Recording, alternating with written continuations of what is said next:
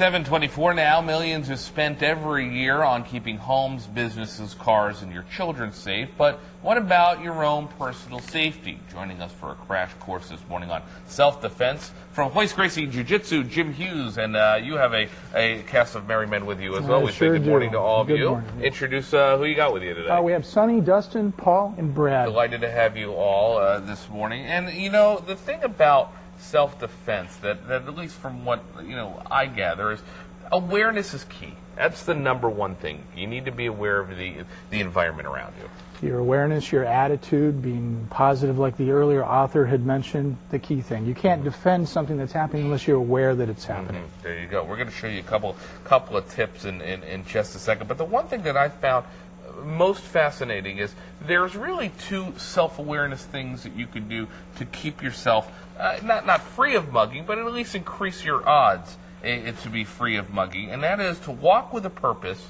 and to stand with good posture. Talk exactly. Well, first off, if anybody's been mugged or a victim of crime, they're not to blame. But knowing that, there are a couple things that people can do. So, for instance, when you're walking, for instance, if Sonny is just walking here and his head is hanging down and he takes a step, he's profiling himself as possibly a victim. Yeah. Okay. Whereas if his head is upright and he's walking and has a good posture, I don't think Sonny will be a victim. I'm just going out on a limb there. But maybe not. There you go. But I mean, but that really, it's how you present yourself in public. If you look like you know what's going on around you, that's going to make a whole bunch of difference. Exactly. And another thing, real quick, walking with people. Even if you're walking by yourself, blend in with the crowd that's walking nearby. Make friends fast. Safety in numbers. Strength in numbers, absolutely. Let's talk about a couple of tips, because we brought the guys in here just for a couple of positions, if you will.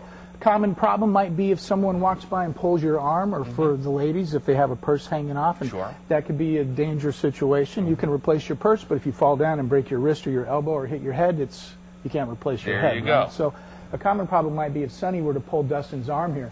Dustin's going to drop his base, bend his knees, and drop his weight down so he won't be pulled over. Okay.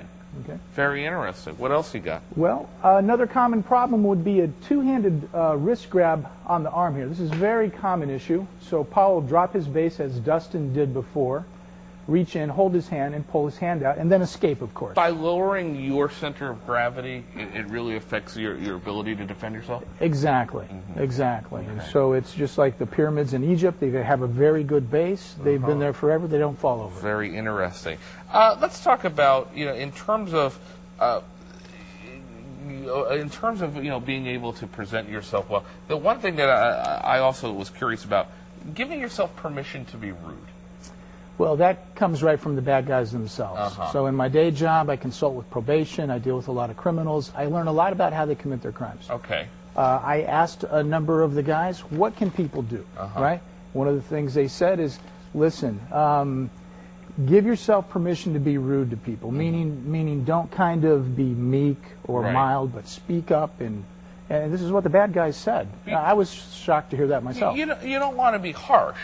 You don't want to go around, around in your town being, deliberately mean-spirited, but you just want to give yourself off that authority position. Right. Yeah. It's, oftentimes, particularly for women, they will maybe feel like they need to be in a caretaking role for people. Even strangers, they might stop and pull up in a car and say, hey, can I have directions? And, it's really okay to say, hey, listen, just keep moving. You'll find your way. There you go. Rather than to just kind of, try to help them. There are a number of jiu-jitsu schools around here. If you'd like more information, all you have to do is log on to our website, WTNH.com. We'll click on the Good Morning Connecticut weekend logo and get you in touch with Jim Hughes, because there's a lot more to talk about. We are out of time. But interesting tips. And again, it's all about how you present yourself in your environment. Guys, thanks for coming in. We appreciate that greatly.